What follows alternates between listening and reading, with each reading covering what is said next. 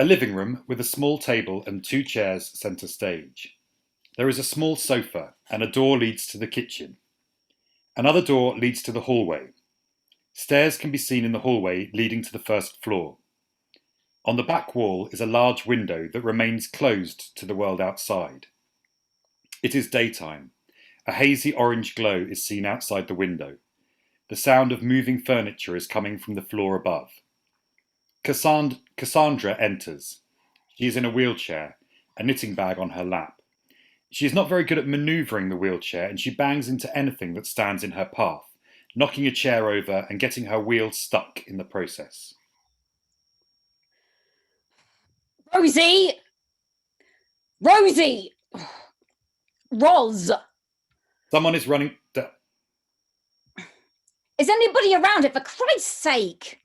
Someone is running down the stairs. Roz enters. She wears an apron and marigold gloves on her hands. Mom, what's wrong? Everything all right?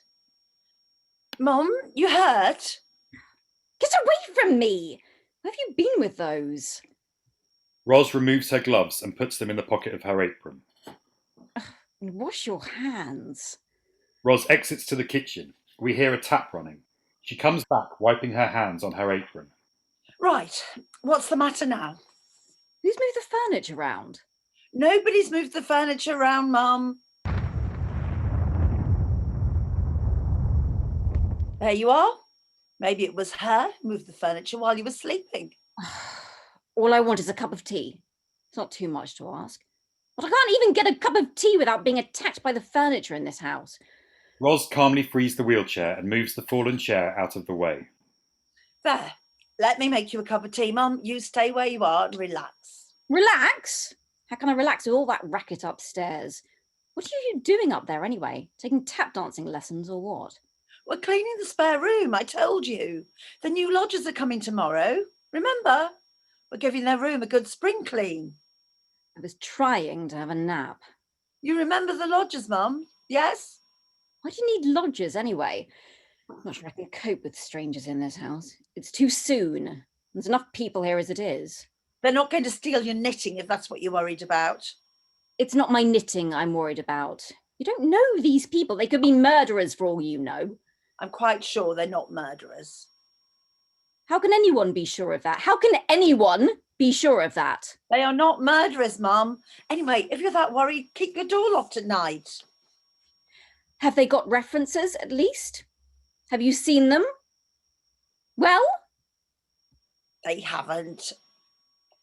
It's not something they do where they come from. What do you mean, where they come from? Well, in their country. They don't do references. It's all about trust. Are you telling me they're foreigners? Foreigners? Refugees, Mum. They're refugees who need a home for a little while. A home? A home? But why here? It's not their home, it's my house. It's only till they get themselves sorted. And it isn't your house anymore. Have you forgotten? One could argue you're also a refugee of sorts, only here because of my goodwill in a way. Well, they should at least pay some rent. Cassandra is trying to reach the kitchen, but the sofa blocks her way.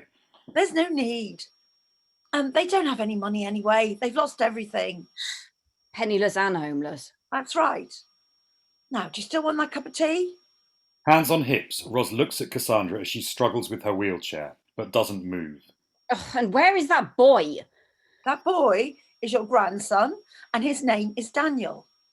I really must have a word with the doctor about your medicine. I think it's making you very forgetful. Oh, nonsense. Where is he? He was supposed to take me to the shop ages ago.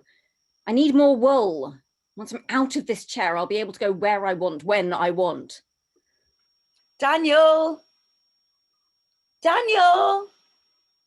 Darling, please come and push your grandmother down the street. Run out of the pale blue, number 568. Can't finish the scarf without it. Once I've done that, I can get started on the hat and gloves. Oh, God, who'd have thought I'd take up knitting at my age? Indeed. And who would have thought you'd be enjoying it too? Who said anything about enjoying it? Well, the doctor was most persistent to do with the metricity in your fingers after all this time. No, I know, I'm not senile. Yeah, right. Daniel comes running down the stairs. He enters holding an ostrich feather duster in one hand. What's up, Mum? Your nan needs to go to the corner shop. I really don't have time to take her. I've still got the beds to make and finish the bathroom upstairs. Would you mind wheeling her there? I wish you wouldn't use that word. What, wheeling? No, nan. It's so common. Daniel puts the feather duster on the table and takes hold of the wheelchair handles. He firmly turns the wheelchair around towards the exit. All right, let's go, Granny dear. Will you please call me Cassandra? I'll never get used to be called grandmother, my age. Well, whether you like it or not, you are. So I would get used to it if I were you. And who knows? If Daniel hurries up, you could even become a great grandmother by the time you turn 40. What would we call you then? Yes, well, hold on a minute here. First, I need to find the right girl. Okay, ready, Grandmama? Please be gentle. I'm still very fragile. Yes, my little babushka. The floor starts trembling. Daniel lets go of the wheelchair to hold onto the wall, and Roz holds onto the table. Cassandra's wheelchair slowly glides from one side of the room to the next. The brakes! Put the brakes on, Mum! With one hand, Cassandra tries to grasp at the furniture as she slides. The tremor stops. We'll never get used to it. Never. How do you cope? Oh, she is angry today. It's the third one since this morning. You'll get used to it, Mum. We don't have a choice. She's totally unpredictable. Right, let's go then. Wait! You sure it's safe to go outside now? As safe as could be. Don't worry, dearest Ammar. Look, you're in safe hands. Yes. You just let go of me a moment ago. Ah, well, the wall was more stable. Sorry about that, man. Daniel pushes the wheelchair towards the exit. Oh, hold on. Can you please pick up some food on your way back? I really won't have time to go out. Sure, Mum. Anything in particular? Just something for supper, whatever you fancy. No problem. See you later. Come back quick, sweetheart, and be careful on the road. You're not going to the moon, you know. Can we go now? What will you know about being a mother? She takes the marigold gloves out of her pocket and puts them on before going upstairs.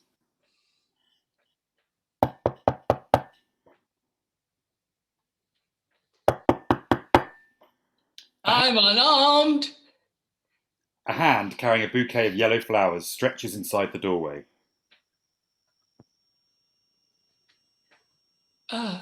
Anyone here? No one here. Just myself. Just me, then. He puts the flowers on the table and goes to sit on the sofa, relieved for a rest. The sound of moving furniture upstairs makes him look up. He walks slowly to the bottom of the stairs. Hello, it's me. Shall I come up? I'm coming. Vasiliev goes back to the sofa. He lets himself fall into it, exhausted. Roz comes down the stairs and enters, gloves in hand. Vasiliev makes to stand again, but stumbles back into the sofa. Stay there. Sorry, is this a bad time? No, it's fine. Just checking up on my patient. How is she? Daniel took her to the shops. They shouldn't be long. Oh, what a lovely bunch of flowers. Yes, they're for Cassandra. They look expensive. Only the best, you know. What a lovely thought. She'll be delighted. I'll put them in the vase, shall I? Roz goes to get a vase from the kitchen. She comes back and puts the flowers in it. Yes, they're mimosas. Her favourite, as I recall. Oh, are they? Do you mind if I wait for her here? Not at all. Make yourself comfortable. Are you all right? Fine, just fine. I walked here and maybe it wasn't a good idea. The air isn't doing me any good at the moment. She's spewing and fuming.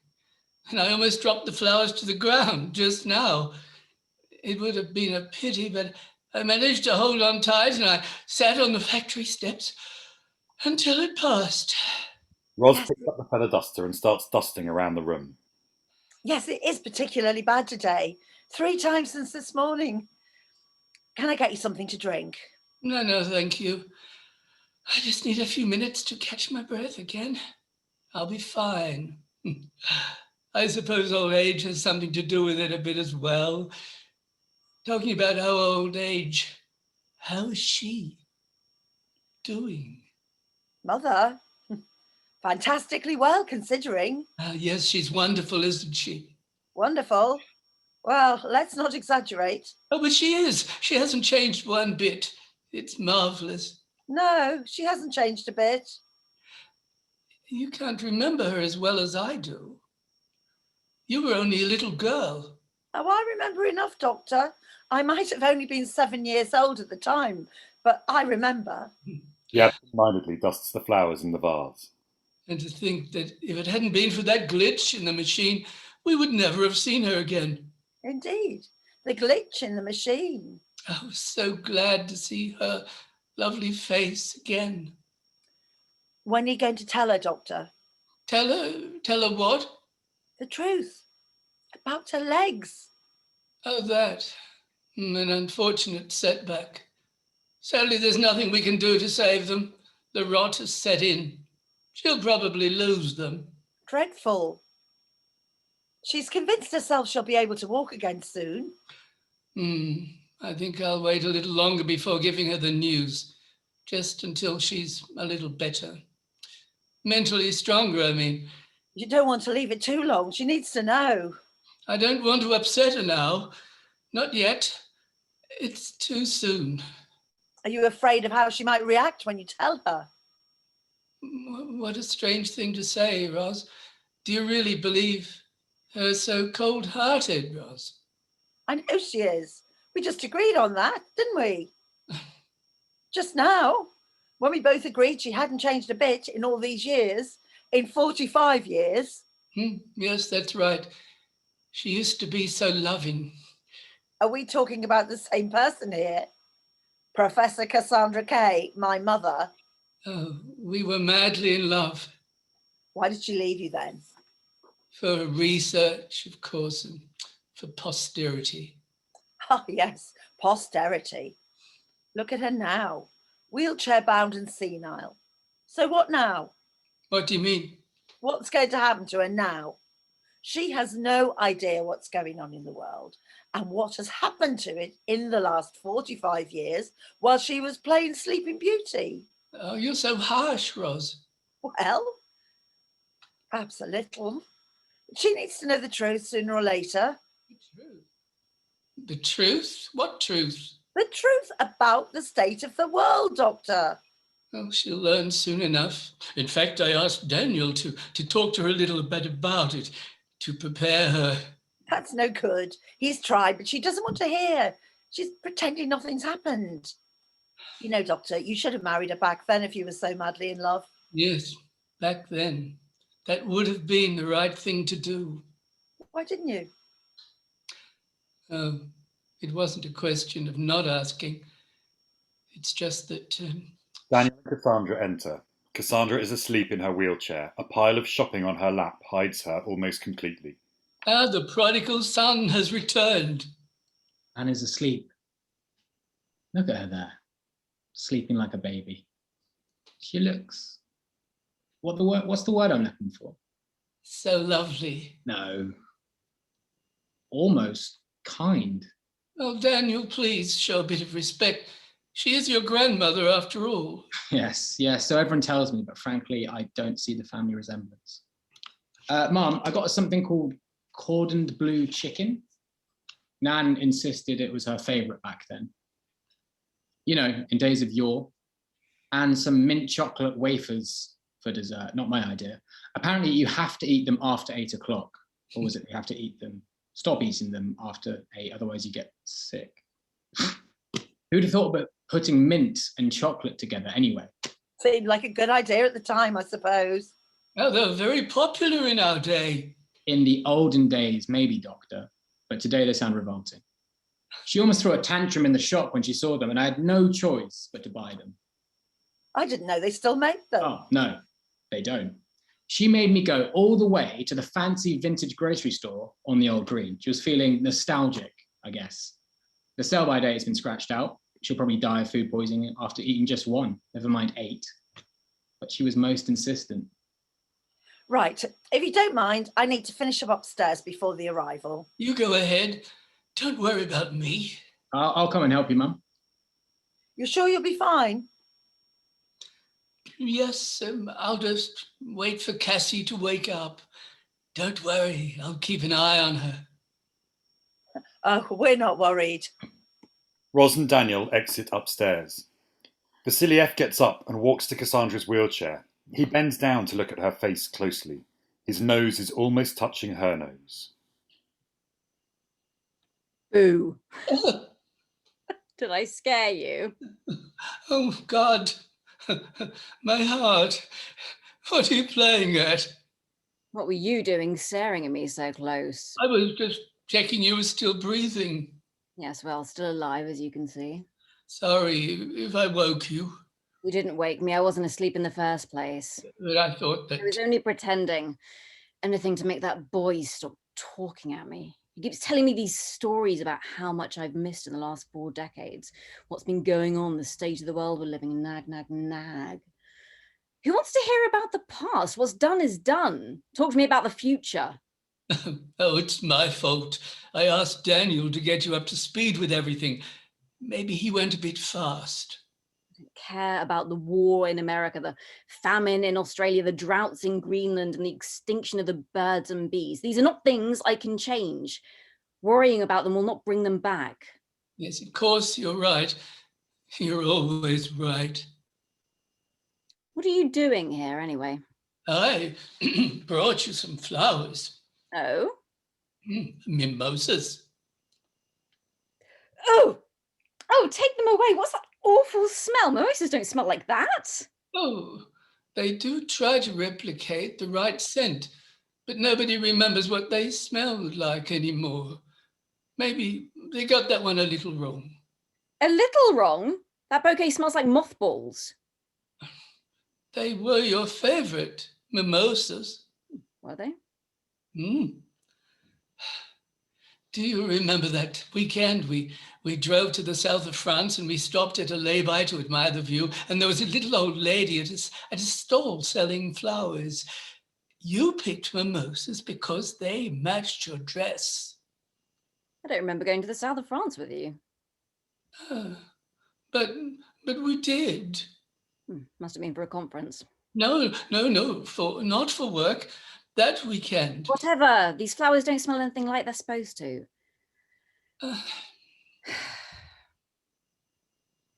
I've been knitting, like you said I should. That's good. I've made a scarf. Here. Oh. You might as well have it. I have no use for it. Oh.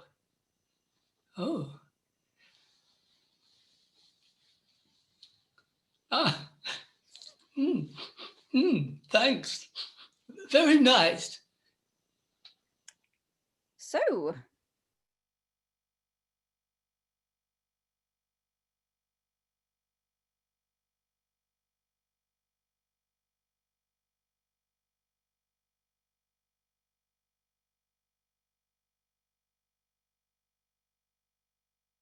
now, and I can't.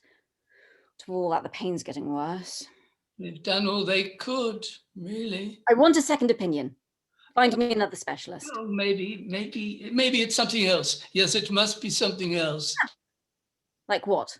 It could be psychosomatic. Yes. Psychosomatic nonsense. Yes, because that you don't really want to get out of the chair. That's it. Rubbish. All I want to do is throw the bloody thing so far away it'll disappear down to the bottom of the earth, but I can't get out. I'm trapped. It's not the same thing. If it's a question of going somewhere, I'm happy to take you wherever you wish to go. You can't even walk up the hill without holding onto the walls for dear life. No. You don't understand. There is this burning sensation coming from my feet, all the way along my calves up to my thighs. It's worse at night when I lie down in bed. They can give you an injection for the pain. Fix them. Fix my legs. I can be your legs. Listen to me. It's as if a million tiny burning needles were crawling up my legs. Get me a second opinion. All right. I'll see what I can do. He goes to kiss her on the cheek, but she turns her head. He walks to the door and turns around.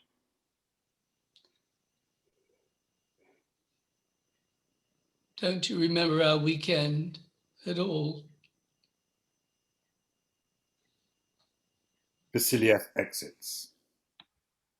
The next day. And this is the lounge slash sitting room slash living room. Over there's the galley kitchen. You're welcome to use it anytime. That won't be necessary. We have a small stove. Well, it's there anyway. Thank you. What else can I tell you about the area? It's not as nice as it used to be, but it could be worse. I hope you'll be very happy here. As happy as we've been with my son. Happy as larks. Do you remember larks? No, but we're very grateful to you. We hope we won't burden you too long, though. It's only temporary. I'm sure soon enough it will be safe for us to return home. Well, you're welcome here as long as it takes. Thank you. Thank you. Now we need to go and unpack our things. It's been a long journey. Daniel and Yasmin have been making eye contact throughout. Daniel seems mesmerised by her. She shyly smiles back at him. Of course. Daniel will help you carry the bags upstairs. Daniel, darling, will you help Masood and Yasmin carry the things upstairs? Yes, yes, with pleasure.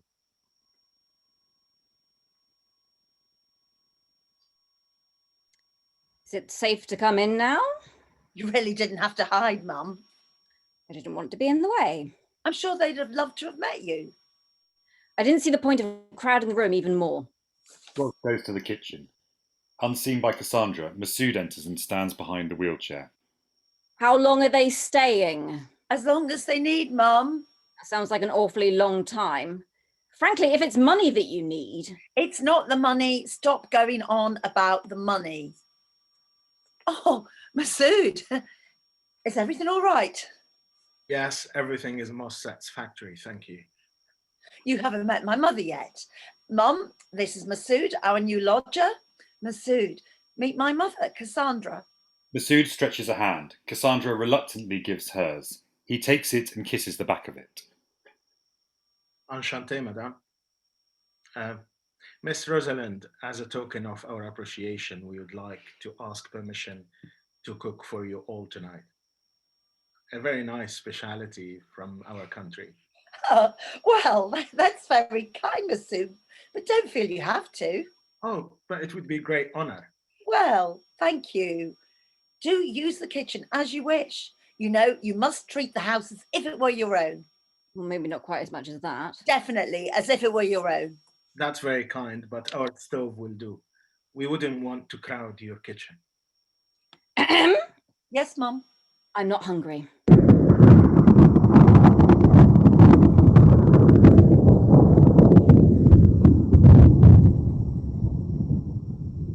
Here she goes again.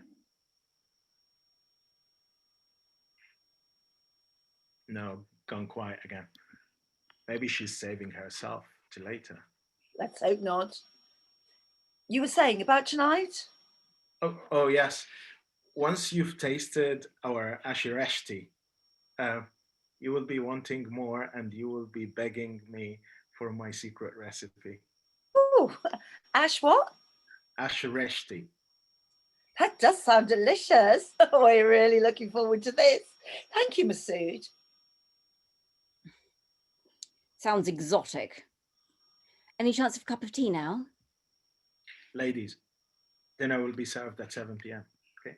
Masood takes Cassandra's hand and kisses it again before exiting. Cassandra wipes her hand on her skirt and turns to Roz. Do we have to? Spicy food disagrees with my stomach, you know that. Who said anything about spicy food? Jumping to conclusions again, Mum. And anyway, just live a little. It would do you good after all the time you spent locked up. I was not locked up. I was so looking forward to my cordon bleu for dinner. Do you think it will keep? It's frozen. It'll keep forever, Mum, just like you. What was all that giggling about? Just like a little girl. Did not. Lovely, thank you. It's very kind. Jealous, are we? Me? And could you not call me mum in front of strangers? Makes me feel so old. But you are old, Mother. I'll put the kettle on.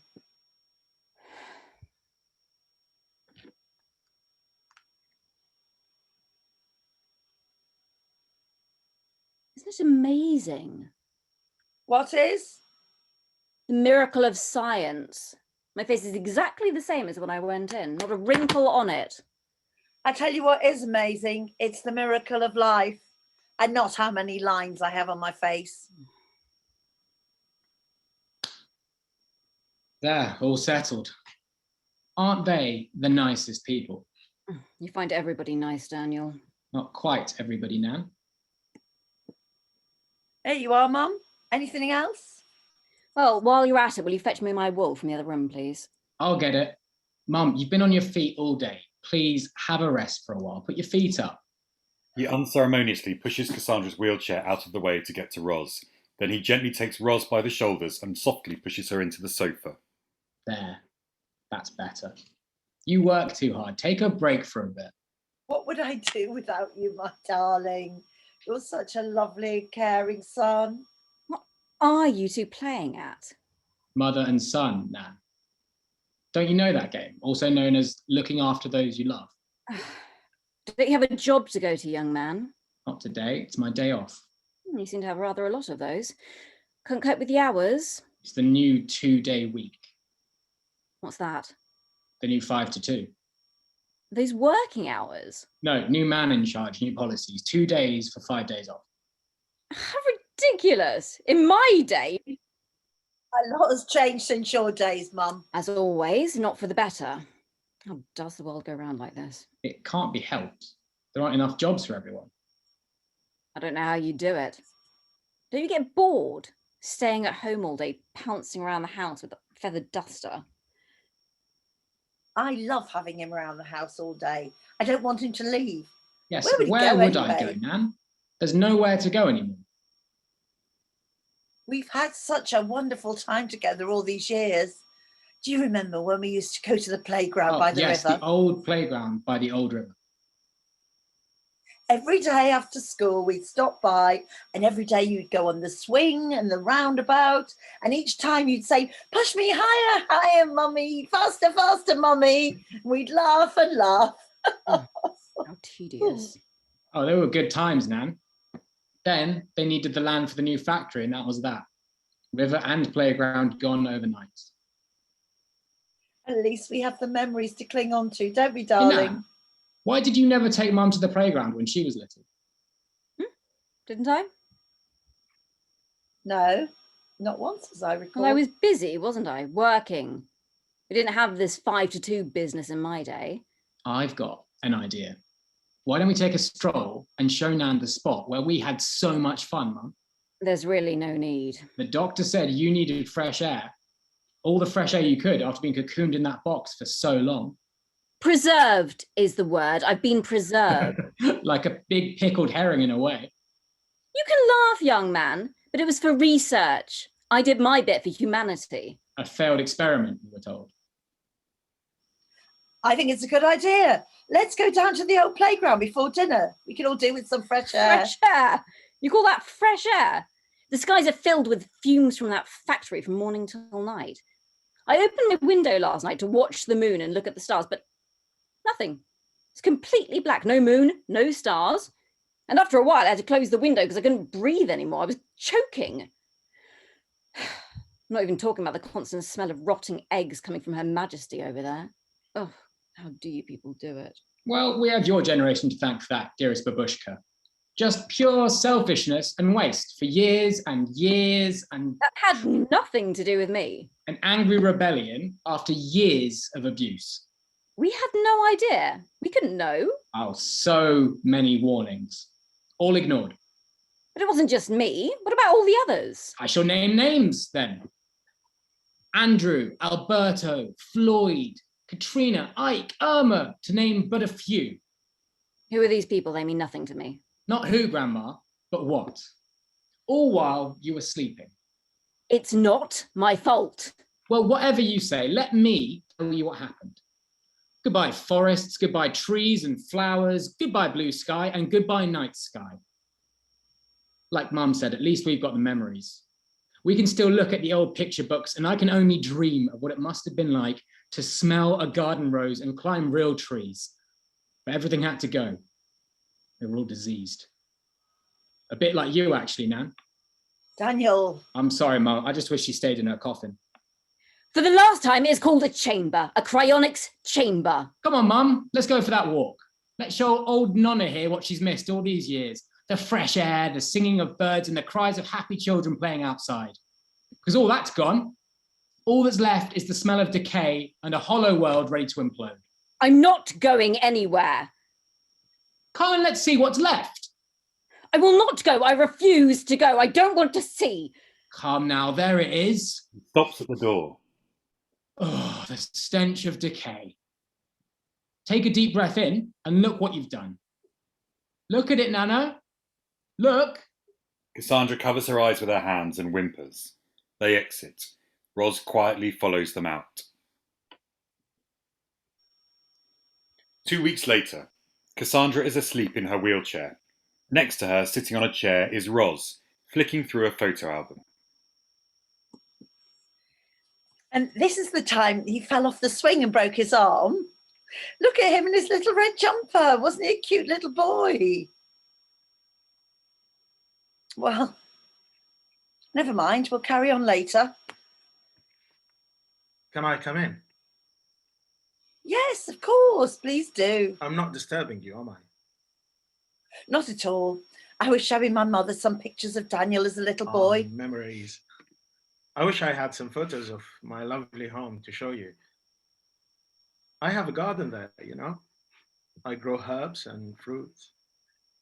Oh, we haven't been able to grow anything here for decades. If you could only see it and smell it. I do all the pollination myself by hand. Sounds beautiful. I can't wait to go back. I do hope they've been gentle with it. Don't you like it here? It's homely, but it's not my home. My home is over there, and it's all I've ever known. It's where I was born, where I was married, and where my ancestors are buried. You see, I want to be near them. I see. But that's not what I wanted to talk to you about. I wanted to check with you if you had anything planned to, you know, for the celebrations next week. Celebrations? You mean Christmas? Oh, we don't call it that anymore in our country. I know, neither do we. Not politically correct and all that. End of year celebrations sounds so dull though. Well, as it's just us here, we can call it Christmas if you prefer. You know, it's something we haven't celebrated in a long time. It's just too sad. Sad.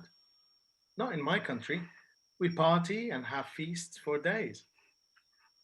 It's just that until Daniel was born, I never really celebrated it. Then it was just the two of us, Daniel and myself, and sometimes the doctor when he wasn't working, because he lives alone and has no children. So, but our hearts weren't in feasting and partying. Oh. You see, Christmas Day is the day my mother disappeared. She was called into the lab on an urgent matter when I was 7 years old, and she only just returned 4 weeks ago. But then it should be a celebration for her return, yes? How do you stay so cheerful all the time, even after everything you've gone through and in your country, and to make it here? This is exactly the reason why I remain cheerful. You know, I made it. Alive, and with my daughter. Why would I feel sad? What about everything you left behind? Your lovely house and fruit trees? I will see them again. Even if everything has been destroyed, I know I will return and I will start again. I will return. I know it here and here.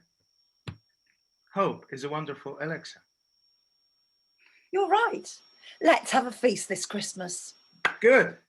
Good. It's going to be a party we will never forget. Food, games, great company, right?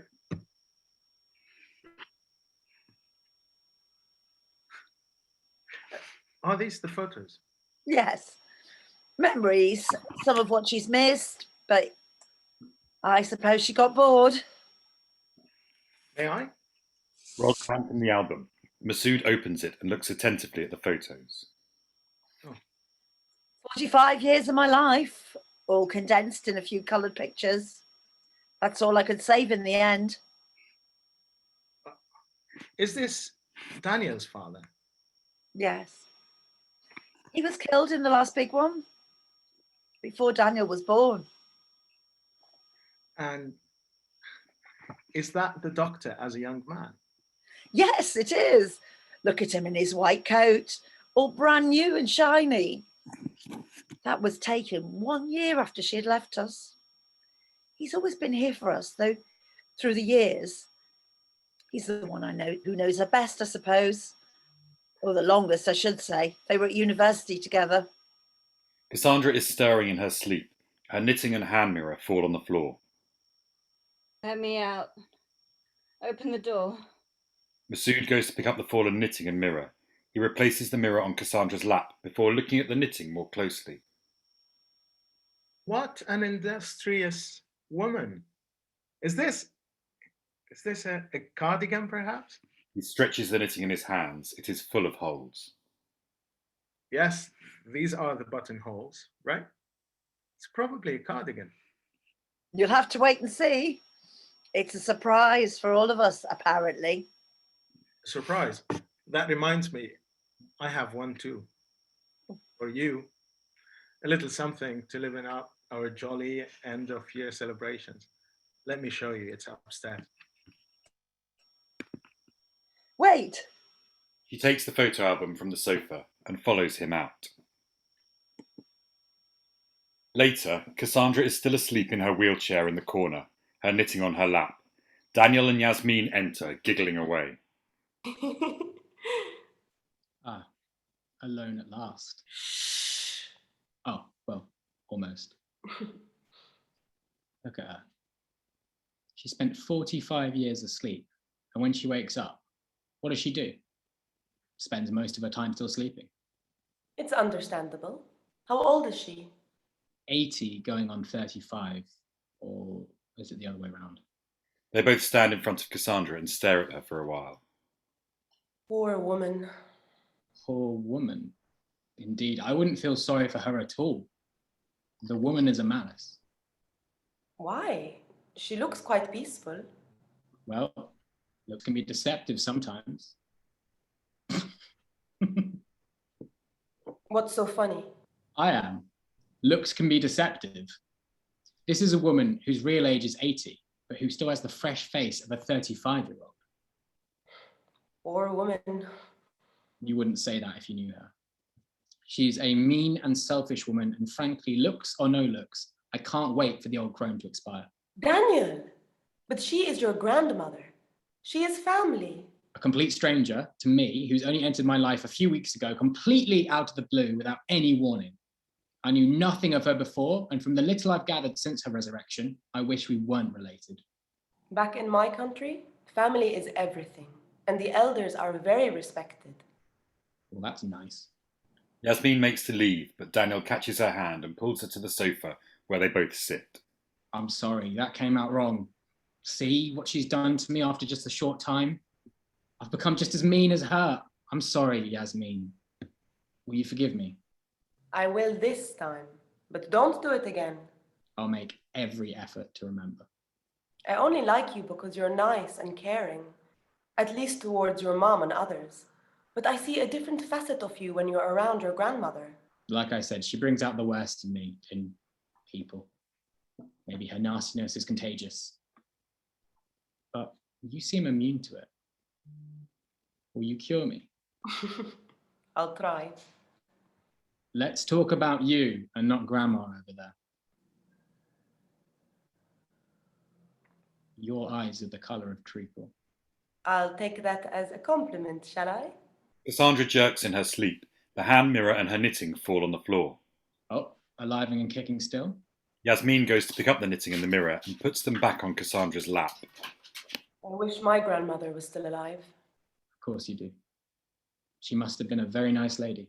I miss all the stories she used to tell me as a child, the hardships she endured in her lifetime, like the time during the war when she was pregnant with my uncle and my father was only a small boy, and she walked hundreds of miles through occupied zone to go see my grandfather in the free zone where he was stationed and caught up in the battles.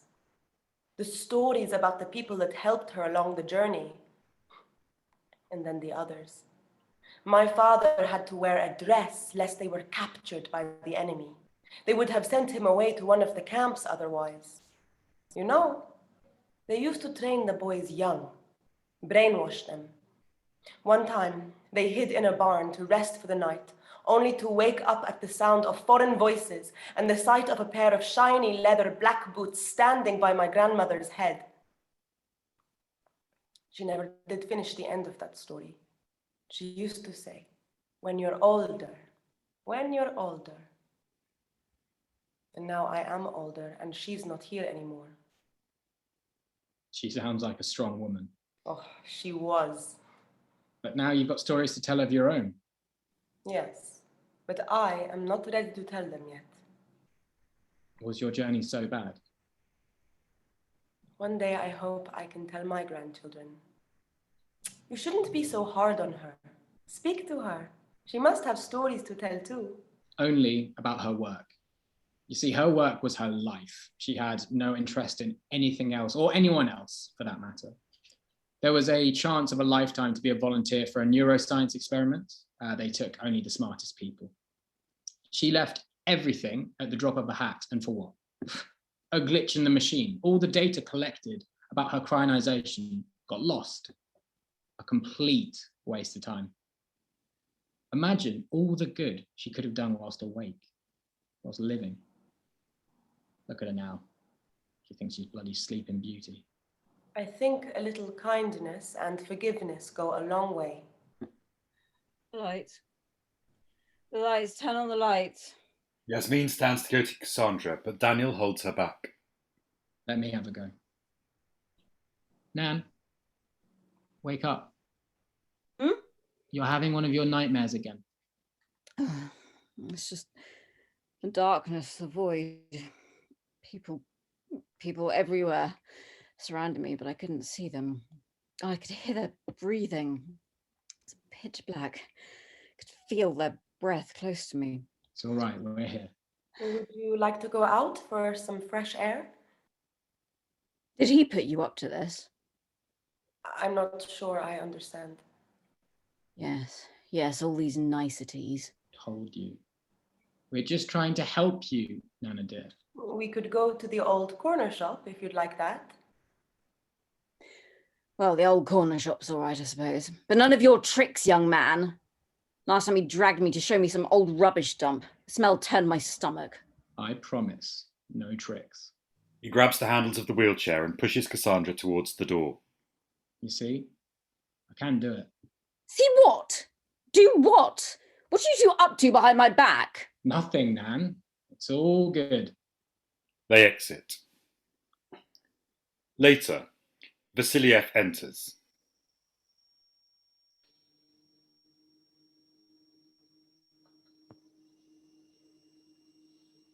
Hello? Roz enters. She's holding a very naked and small plastic Christmas tree in one hand. It looks like a big twig. Hello, Doctor. She puts the tree in the corner and stands back to admire it. What do you think?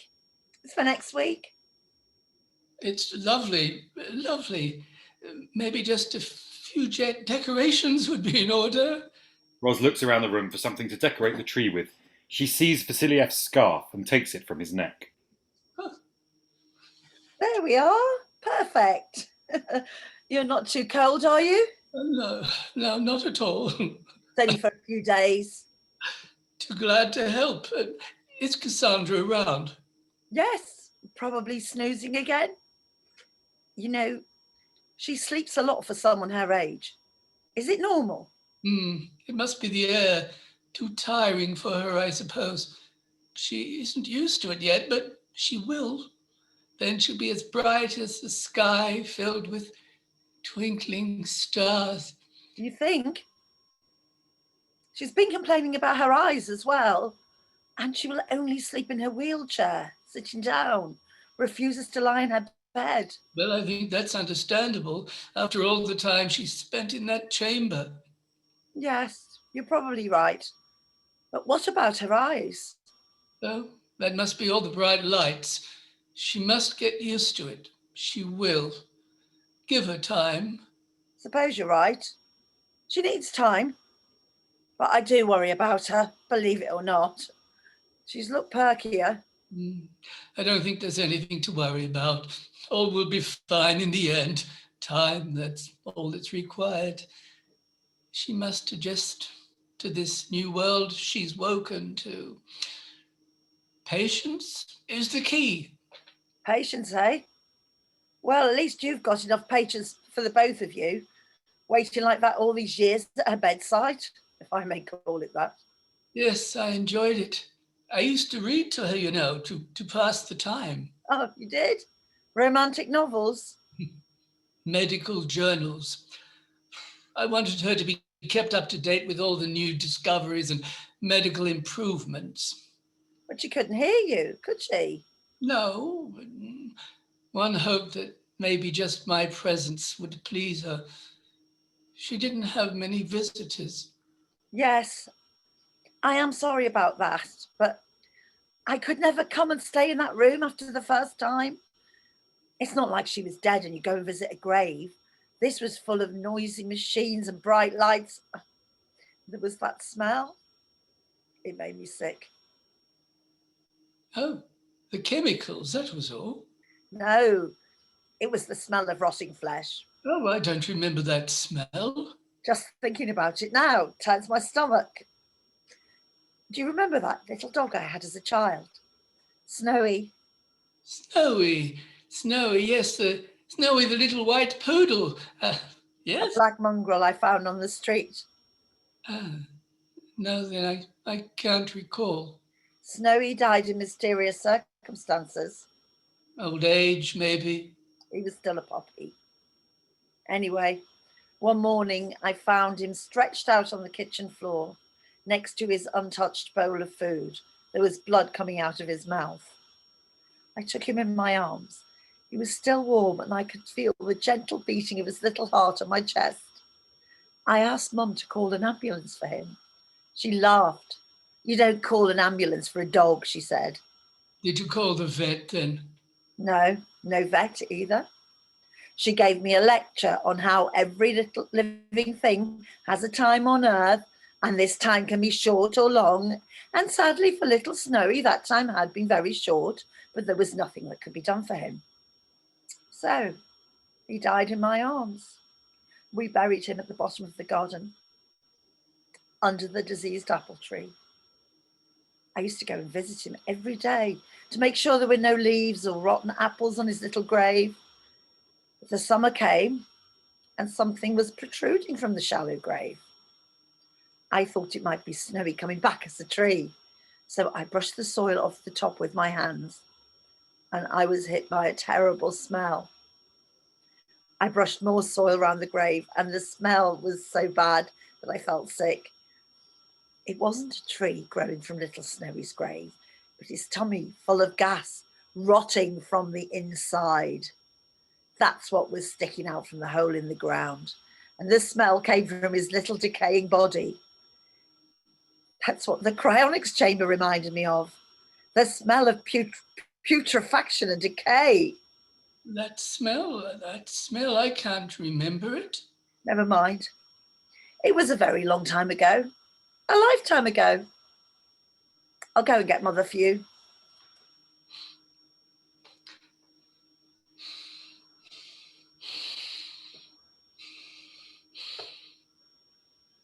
What on earth are you doing? Oh, smelling the roses. They're for you. I thought I'd try something else today, something that didn't smell of mothballs. Oh, yes. And what do they smell of today, these roses? Ah, not sure. There might be a hint of chocolate. What do you think? Just as I thought when I entered the room. Peaches. Peaches. Can't you do anything right in this new world of yours? Our world? I thought I'd wake up in paradise, and I woke up in hell. Everything's upside down. It's all changed beyond recognition. If I'd have known. I haven't changed. You've aged terribly. But inside, I'm the same. I'm the same as before. A scientific impossibility. The world changes around us, and as a result, we change too, whether we like it or not. The Earth is still turning, right? Or has that changed too? I still love you. That hasn't changed. Well, maybe not, but you never said it before. So there's a change for you. I don't know, and you don't know how much I missed you. I don't understand why you didn't find yourself a nice little wife that would have given you a dozen children. It was only always you. There was no point. You should have forgotten me. I couldn't, and I can't. Just because of a mistake one night didn't mean we were joined to the hips. Mistake? Mistake? What mistake? Call it what you like then, a lapse of judgment. I'd reached the end of my life, and I'd realized that there was only one thing I wanted more than anything, and that was to see your face again. There's so much time you can spend talking to a faceless metal chamber. I missed your beautiful face. I gave you a photo when I left. I was desperate to touch your face, kiss your cheek. Well, you got your wish, didn't you? Yes, I did. Sorry. Yes, you got your little wish. You were lucky. If it hadn't been for that glitch, we probably wouldn't be here talking right now. Yes, if it hadn't been for that glitch. And I'm sorry about that. Just wish I could get out of this chair. I don't want people to push me around like an invalid. I'm young. I want to go out when I feel like it. When will I walk again? Oh, yes, and I'm sorry about that too. I just wanted you to know that I loved you before the end. I'm sorry. Will you stop saying that you're sorry? I need to get out of here. I'm suffocating and this chair is driving me crazy. I don't know what... Stop it! Stop mumbling! Will I walk again? Look at me. Tell me the truth. Tell me. No, you won't. And I should never have done it. If I'd known, I would never. Will you stop blubbing like a child? You should never have done what? What? Tell me you did not. Monster. How could you? You could have been happy together, like Pierre and Marie Curie. Evil monster! Oh, for telling you I love you? Liar! I've always loved you. Selfish liar! I'd do anything for you. Then give me back my legs, can you do that? I want you to leave and never see your face again. I can't. They will have to amputate. Amputate? You selfish, lying monster! I'll remain a prisoner in this chair for the rest of my life! Are you crying? Of course not! Crying is for the weak. Vasiliev moves to comfort her. Don't touch me. Monster. Monster. Monster!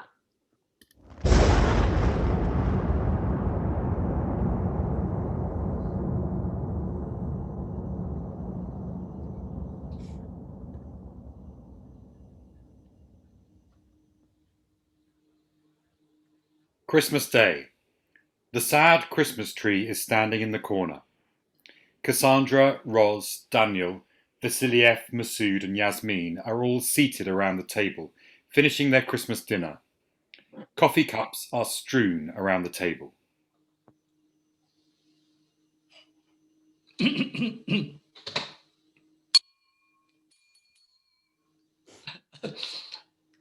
A toast to our very kind host and a jolly end-of-year celebrations to everyone. Merry end of year celebration. Year celebration. Yeah, Merry Christmas, everyone. Merry end-of-year celebrations. That's what we say now. Who's we? To me, it's still Christmas. I don't see what else it could be. Who else was born on this day? Buddha? I mean, what are we celebrating anyway? Good food, good company, being alive. All of them overrated, if you ask me. Grandma, dear, it's a time for rejoicing with family and friends. Don't see the point of it. It's for kids, really. Kids who believe in the Tooth Fairy and the Easter Bunny. Well, let's pretend for a little while that we're still children, shall we? Let's have fun. Let's have fun! God damn it! Let's have a game of charades before the fireworks. That is the tradition, isn't it? Let's not, shall we? I'm tired of games. Maybe a little rest before we go and watch the festivities would do you good. I'm only tired of games. Stop treating me like an invalid. Yes, of course, I'm sorry. Musical chairs, anyone? Last one seated loses. I win. You're all losers. What about a little game from your country, Masood? What kind of things would you do on a day like today? Well, it would be a day to revere our elders. Everything we'd do would be for them. Then we'd sit around the fire and listen to their stories. We don't have the fire, but we could try it. What do you think? Everyone looks at Vasiliev and Cassandra. There is a moment of hesitation. Well, don't look at me. Him here's obviously the one you want to hear from. They all turn to Vasiliev, who looks happy to be the centre of attention for once. Well, if you insist. We insist, Doctor. We insist. Where shall I start? I was born in the year of the Great Heat Wave. Do we have to go that far back? We'll miss the fireworks otherwise. There's plenty of time, Mum. I know how much you're looking forward to them, so don't worry and listen to the doctor's story. May I continue? Please do, Doctor. Then what was I saying? Cassandra takes a teaspoon and starts stirring the coffee in the cup in front of her. Through Vasiliev's recollection, the stirring intensifies, and the faster he speaks, the more confused and muddled he gets. You were born in the year of the Great Heat Wave. Was I? Oh, yes, that's right. The Great Heat Wave and the Exodus of the North. The heat wave in the north. Or was it the south? Across the mountains, those lovely snow-capped mountains. And the snow was melting by then, so it can't be. Bodies were released from their mortal icebox, down the dirty river, and the ice. It was a cold, cold day. That's right, I'm certain it was summer. Everything melted and washed with dirt. I'm sorry. I'm getting muddled. I think I have a headache. Cassandra stops stirring the coffee. That's too bad. Well, later perhaps. Oh, yes. It sounded so intriguing. We have mountains too in our country. Yes, we want to know more, Doctor. Yes, yes. Positively lovely. More coffee, anyone? A tremor is felt. The floor shakes and the table quakes. They all reach for the coffee cups to prevent them from falling. Cassandra covers her ears. The brakes, Mum. Put your brakes on. We don't want you to go flying all over the place like last time. Cassandra puts on her brakes and covers her ears again. After a short while, the rumbling and shaking stops. They all start behaving as if nothing had happened, apart from Cassandra, who still has her hands over her ears and her eyes closed. Well, that was a fantastic meal, Roz, if I may say so. Oh, thank you. But I had some help, you know. He looks towards Yasmin. Not only beautiful, but also talented.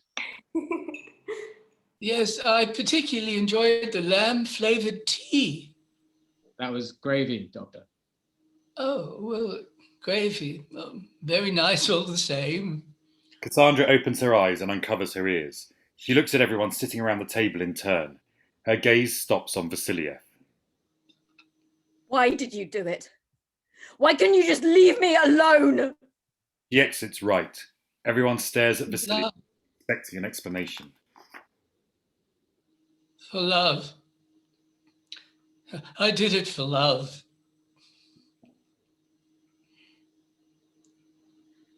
Blackout. New Year's Eve. It is night. A faint orange glow is visible outside the window in the distance. Daniel enters. He wears blue overalls. He goes to the sofa and lets himself fall on it, exhausted. Roz comes in from the kitchen. All done, are you, darling? Yes, all the preparations for tonight are ready. Everything has been bolted down. I just hope it'll hold. Can't be worse than last year, can it? We'll soon find out. If she blows, she blows. There's nothing we can do about it. She's given us the usual warnings, and the rest is really up to her how she wants to celebrate tonight. She does seem angrier than before, though. They expect the worst. She'll soon be back to sleep, as usual. What are we going to do about Nan? I don't think she can take much more of this. No, I think you're right. She's even refusing her food, and she won't speak to the doctor anymore. Shall I take her to the vintage shop she likes so much before curfew? I don't think she wants to venture outside either. She's been complaining of headaches because of the fumes, and her eyes are getting worse. I was surprised at the doctor. Such a gentle soul, usually. Despair is the curse of the lonely. Cassandra enters. She wears glasses and looks dishevelled and grey. She seems to have aged 20 years overnight. She has a scarf around her neck. You see my glasses? I can't find them anywhere.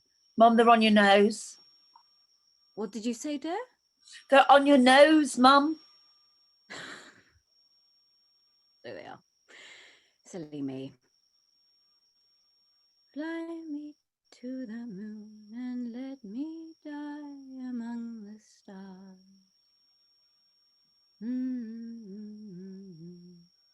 The look of love is in your eyes.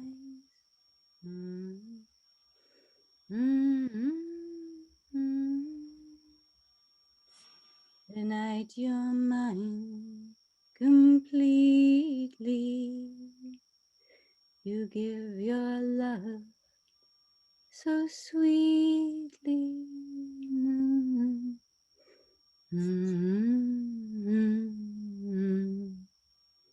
Will you still love me tomorrow?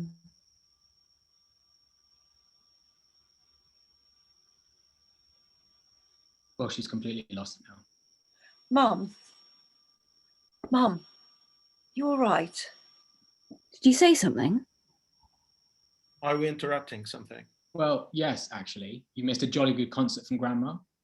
Vasiliev looks at Cassandra with puppy eyes. Cassandra sees him and stiffens. She wheels herself briskly towards him. Afraid, he jumps back. What is he doing here? I invited him, Mum, for the celebrations tonight. Maybe I should go, Roz. I knew it wouldn't be a good idea. No, please stay. Oh, yes, Doctor. please stay. Don't leave on my account. Why, make yourself at home? As she moves away from Vasiliev, she rolls on his feet. Oh! Oh, did that hurt? No, not at all. Cassandra backs up her wheelchair and rolls on his feet again.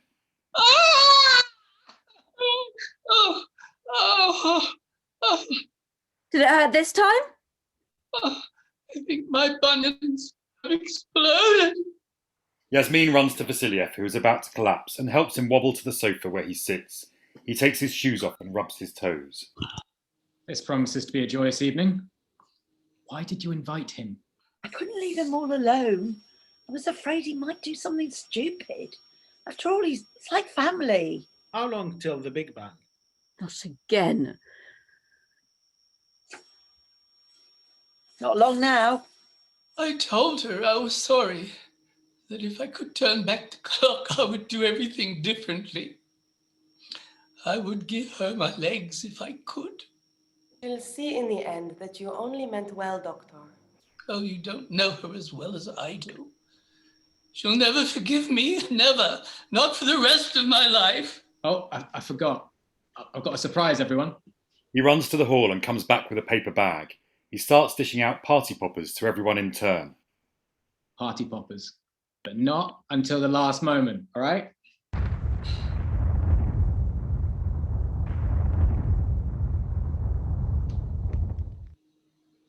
It is starting somewhere. Orange and yellow flashes of light can be seen past the window. Through the next, the rumbling is getting closer and louder. The walls start shaking violently. A crack appears on the back wall. Oh, it's the big one. This is a really big one. Is this the end? It's only the start, Doctor. Daniel goes to Yasmin and holds her tight. Yasmin, I love you. Will you marry me? Now is not the time, young man. Now is exactly the time. What if we don't make it? Then I will never know the answer. Yes, I will. I love you too, Daniel. Oh, my darling boy.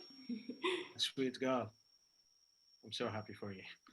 With the floor still shaking, Roz and Masood attempt to get to the young couple. They reach them unsteadily and kiss and embrace them. Oh, young love. My commiserations to you both. Nothing you say can ruin this day, Grandmama. Anything you say will just glide off my back. I am far too happy. Does it not bring you a little joy to see us so happy? Doesn't it warm your heart? Have you got no ambition, girl? Of course I do. A home and feeling loved and loving in return. What more do you want?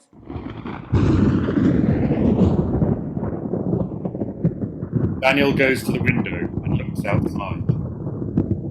This is it. She's spewing. Hold on to your hats. The ground is shaking loudly. Furniture tumbling down. Here she blows.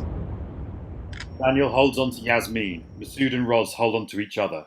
Vasiliev is alone on the sofa and Cassandra has covered her ears with her hands.